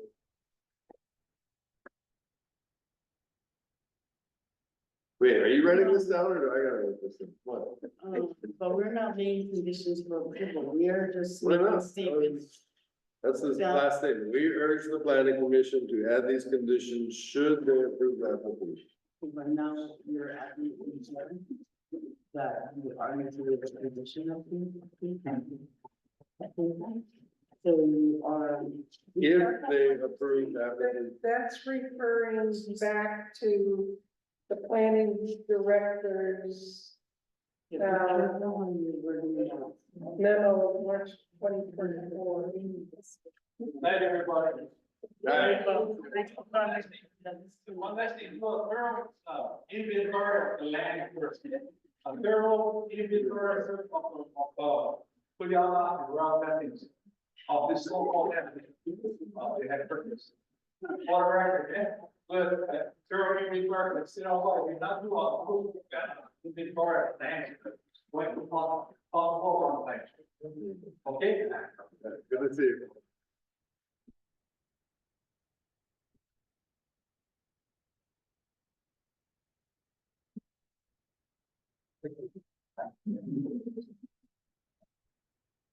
When's our next meeting?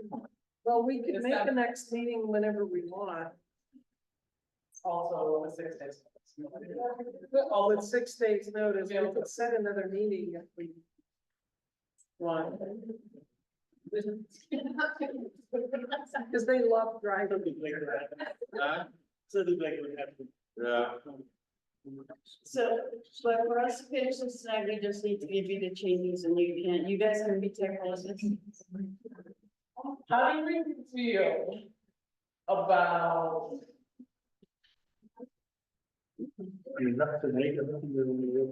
alright, how about this?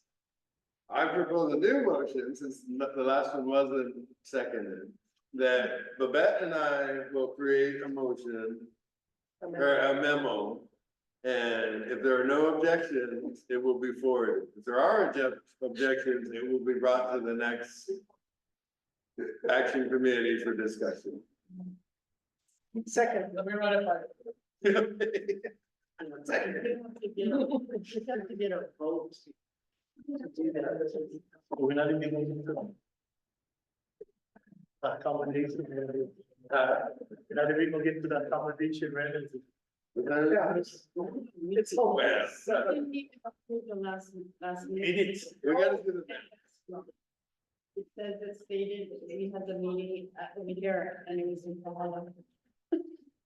Line 9. Oh, I like that. Yeah. Yeah. I'm gonna do the minutes. I was drink the fall today. I saw that.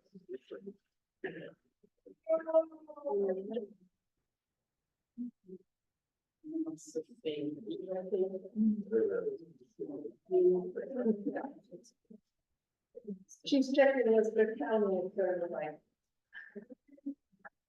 Yes, that's why it's to be included and everybody's, so they get around the picture of. It does say. Of the stating states, stating states. Oh, because we haven't got there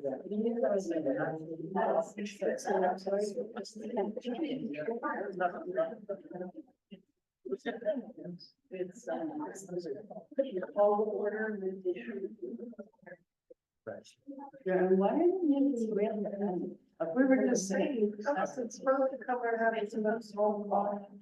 I think we decided it at the, I think we decided this whole thing at the last meeting. You know, what we would put on the business and what.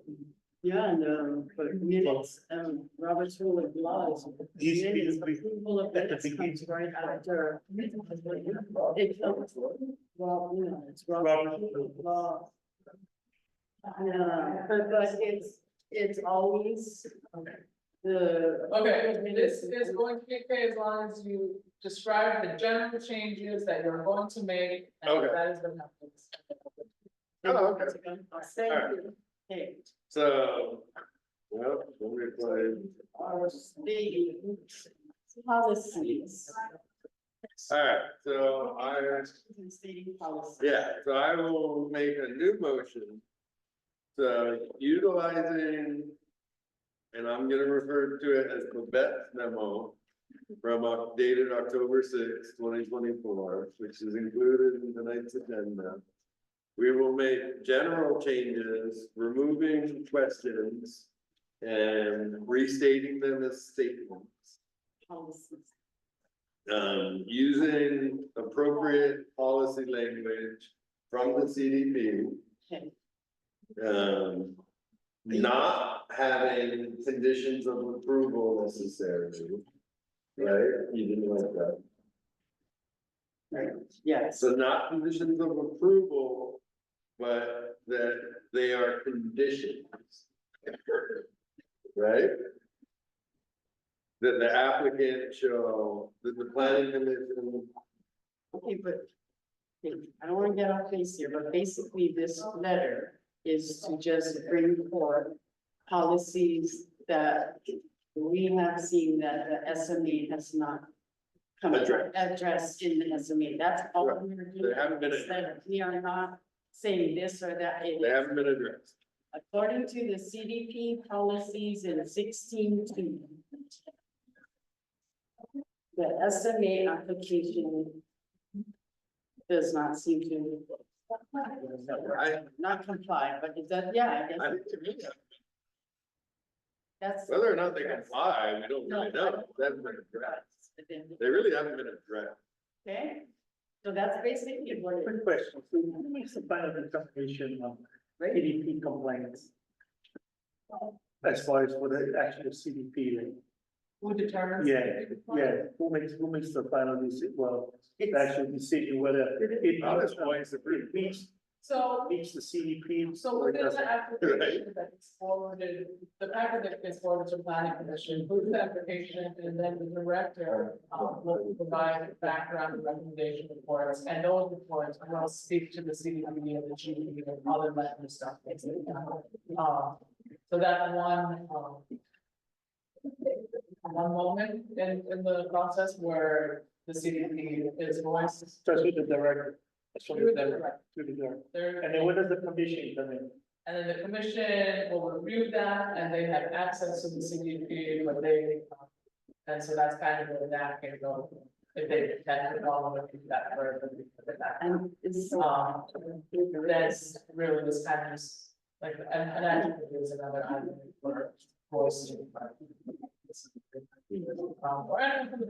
Yeah, okay, thank you. is the other, contested case still ongoing? The contested case proceedings has not even started yet. The actual, there's a mediation process that the rules require. We're still going through the mediation process. We mediated with IEVE and Center for Biological Diversity. There was no consensus, so we're gonna proceed with the contested case proceeding on with those two interveners. There is gonna be a mediation scheduled with the Colony One owners, and the outcome of that will determine whether or not they will also participate in the contested case proceedings. But the commission made it clear that should Colony One be at, we don't come to agreement, then it will be a consolidated proceeding with all three interveners. Okay. And that has yet to be picked up as far as the dates. Is that all? I mean, wasn't it thrown out or denied or? They didn't meet the qualifications for standing at the first meeting, but then the department realized that they didn't make a specific motion to dispatch of. Yeah, right, so it's all about playing by the rules, Right. right? So they actually had to schedule another meeting. And by the time they scheduled another meeting before the commission, they were able to introduce proper authorization from the board that allowed the intervention to proceed forward, the request for intervention to proceed. That's a CDP actually. No, I've been on many, well, I've been using on all. I've been on the- Thank you, Thanks, Doug. thank you. Okay, Right, so. should I start all over again? We can just continue. All right, Can you bring back our motion? How's that? I'll start all over again. So I'll make a motion utilizing what I will refer to as Babette Morrow's memo dated October 6, 2024, which is included in tonight's agenda. With general edits, removing questions and restating them as statements, utilizing existing language from the Kaʻū, the APA award-winning Kaʻū Community Development Plan. To put back in the policy specifically regarding preserving the view from the view of the coast from the highway, or however it's stated. And that we believe that some CDP policies have not been addressed. And to include all written testimony, the response or responses from Mr. Arai and other applicable document. Testimonies. Is Written testimony. Yeah, testimony. Written testimony. And other applicable written testimony, yeah. Do I have a second? Second. All right. Do we do this roll call or how do we do it? What's it called? Yeah, roll call. So is roll call at once or? No. No, but that's then finding. call the name and. Alright, So the roll call is to make the changes. for my motion, yeah. So we have a motion, we have a second.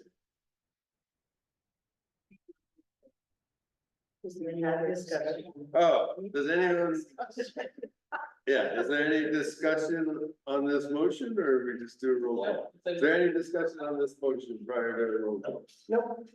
Okay. Alright, Vice Chair Pernell Hall, Committee Member Jesse Kay. Committee Member Babette Morrow, Aye. Committee Member Catherine Williams. Committee Member Kahohinani Mokuhalii, I, Committee Member Kaveni Barra. Committee Member Lena Halahino,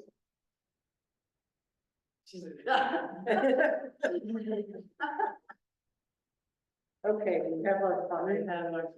Yep. I can't hear her. we did. You did, you heard her, and I am Chair Jason Masters, and I will vote in favor of my own motion. I believe we have. What's it called? Well, Unanimous. A unanimous vote. So we will draft that document and it will be.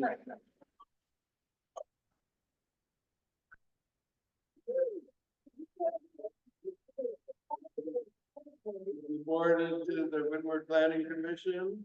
After it is forwarded, No, it's supposed to be it forwarded. will be compiled between, it will be edited, it will be compiled with assistance from the planning department, and they will forward it in compliance with the sunshine. Assuming there's no opposition, then we will send it to Chair Masters and then we will sign. And- There you go. Ready and sitting. Alright. The time is now 7:05 p.m. Thank you. Alright, thank you. Let's say. Do we wanna start with the car bill? It's like seven. Or are we just going to approval of it? Yeah? Pick up the next meeting. Alright, so.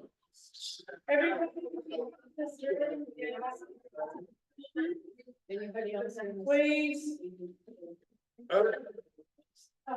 Thank you. Okay. So. Did this Wong? Laura Wong? But she was gonna testify in the other one.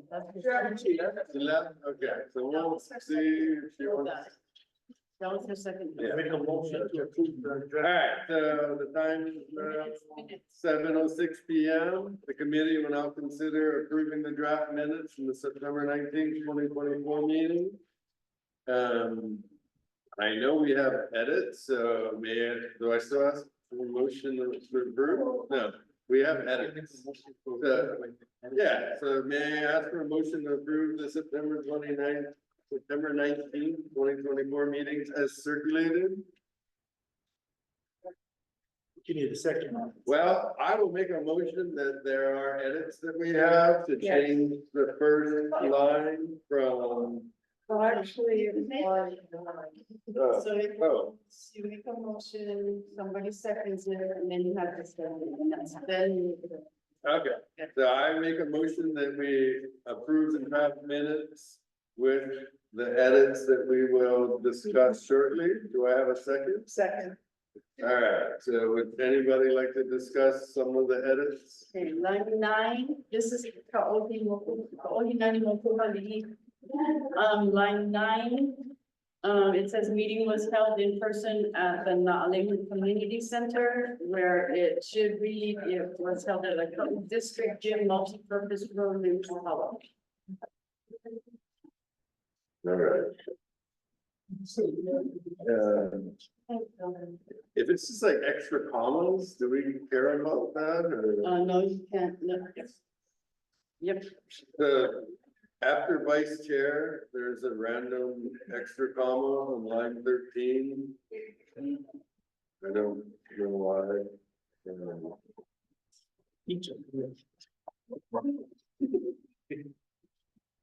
I don't remember. Yeah. When you read pen.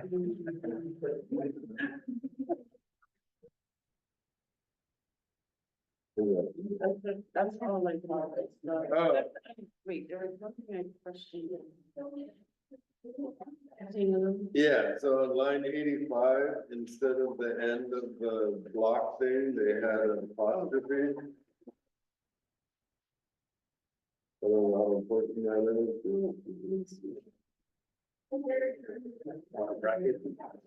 Yeah. That's all I remember.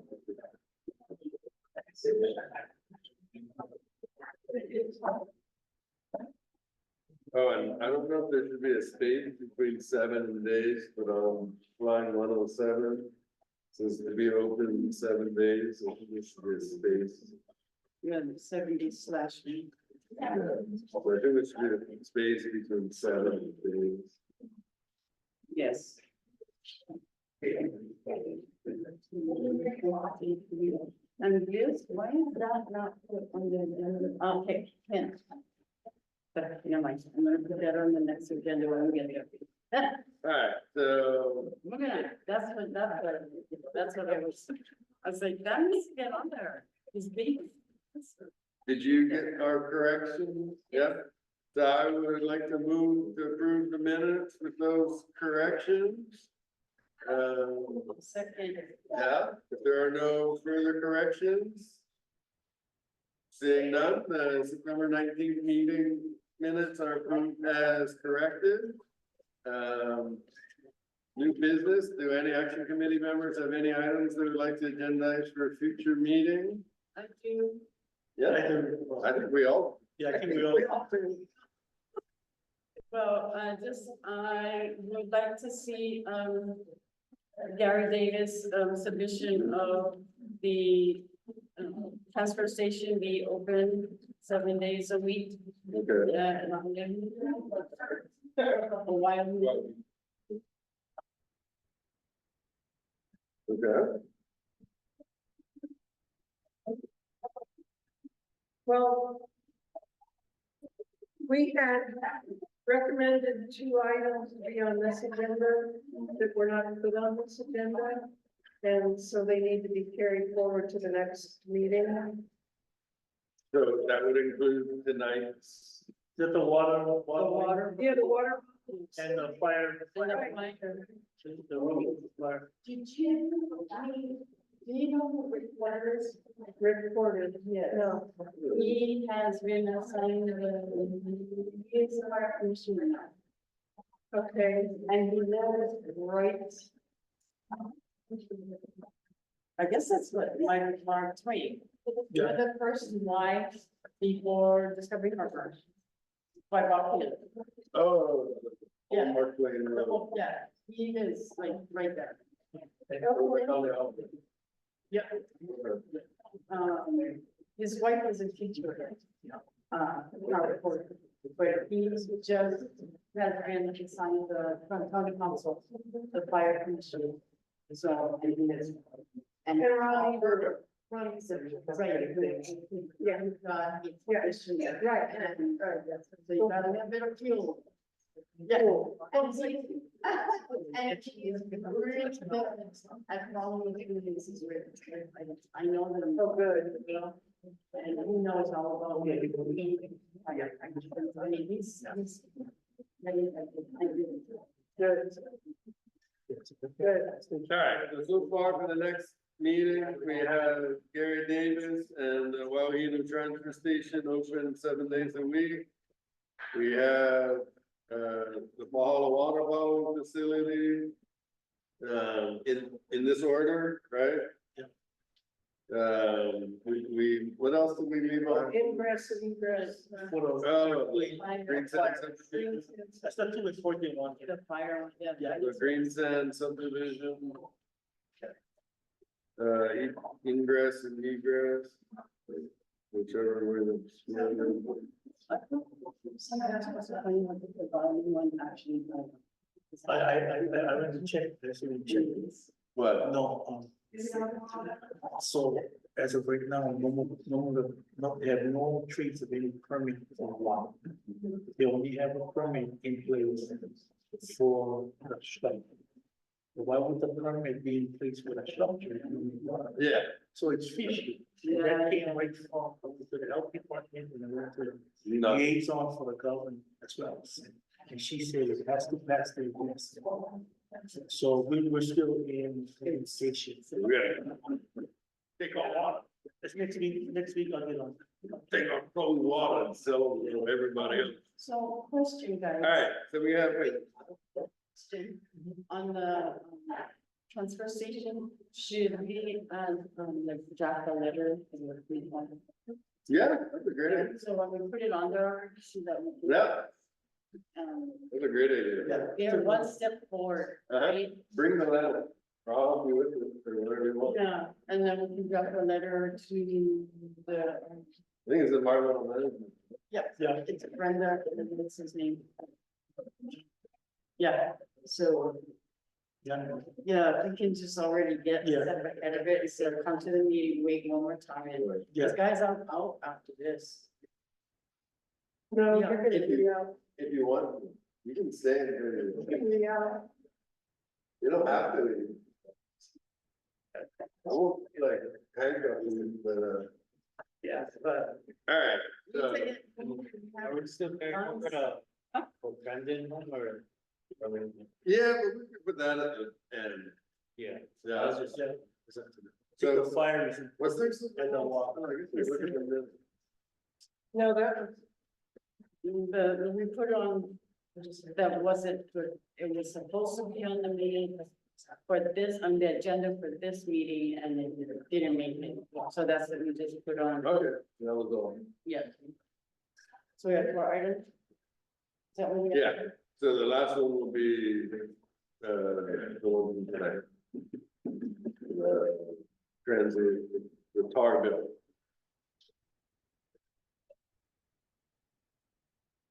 All right, so it looks like for the next meeting, we have Gary Davis, transfer station, with a letter, discussion and decision-making on submitting a letter to the environmental management, department. 2 is the bottle water bottling facility, which is just a continuation of the last meeting, from the last meeting. Number 3 is the Green Sands, also continuation from the last meeting, so it should be worded as previously stated. Egress and ingress at Green Sands subdivision. Oh, permitted interaction group report, I guess. And number 4 will be the tar bill continued from tonight's meeting. Did you get all of that? Yes. Somebody's writing it down. so, The Apollo water bottle facility. So if there's nothing at that point, then we can say there's nothing about it. Yeah, we can, we can pull contact from the. Yeah, I think better to have it, I mean, we're not meeting until December. Right? Yeah. December, yeah. All right, is there any other agenda items? At this time, if anybody, on the commission or in the public has any other agenda items, please email the CDP team at cdp@hawaiicounty.gov. Myself, Gene Campbell, Corporation Counsel, or Gene Campbell. I don't think we have any, oh yeah, we do. So, the Department of Environmental Management has begun the process to draft its integrated wastewater management plan.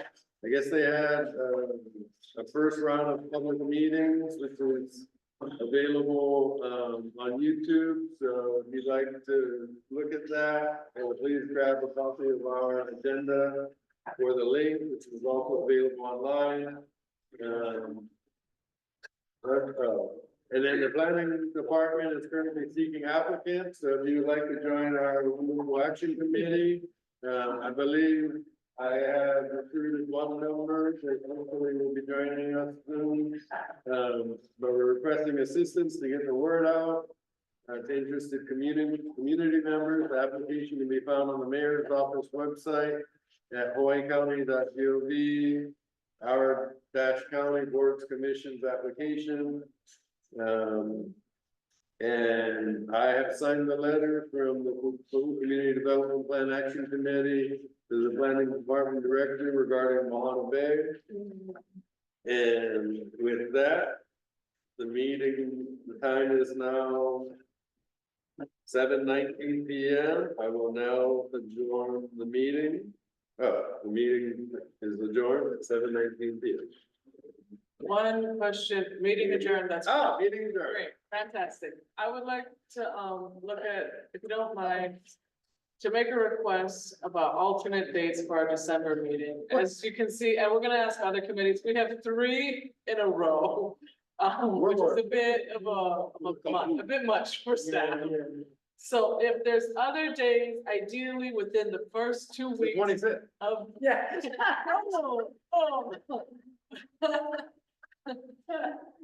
Any second option. Their second option would be, if you guys see anything right now, then we can kind of block it off for you guys. We're gonna be asking the same thing to Kona and South Kohala. That's a big meeting. And not to a 13th or a 20th. 13th or 20th is off, those are Fridays, that's fine. What about the 12th? Well, we would have Hamakua and then you guys back to back. What is that? It's not impossible, those are, it would just be me that's double booked. Oh, wait, no, Jess will be handling the next one. Yeah, the 12th. So she will be, both be double booked, so we're better, I don't know. Well, just go to January. Yeah, or. Wait, so what does that say? So we're not doing anything. December 4th is too soon? We don't have anything in We November? have no meeting. Do you wanna move it to November and not do anything in December and wait for January? November's a little lighter for us. We have Kaʻū, Kona, oh, that was your guys' previous meeting, before the last changes you made. Maybe 2. But we have Hamakua and When's Kona. Thanksgiving? So, we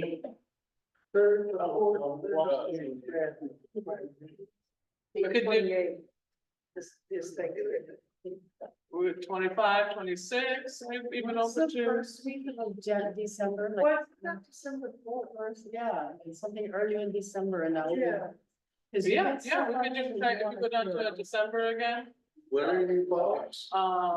We have Wednesday, I'm not gonna be here for the 4th, we have Puna the next day. December 10th? November 20th is actually okay, because Kona's in the middle of the day. Kona meetings are at noon. So we would be back in time and it would be a regular. Yeah, well, it's okay, because we'll be back at the office by the regular time. So, how about November 20th? Not necessarily.